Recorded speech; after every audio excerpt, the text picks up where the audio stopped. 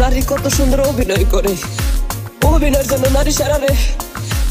আল্লাহ আল্লাহ গো, কেন তুমি ওই বেঈমানের সাথে আমার দ্বিতীয়বার দেখা দিলা?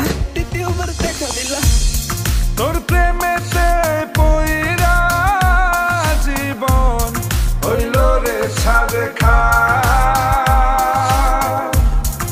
এখন আমার রইল বাকি শুধু অন্ধকার।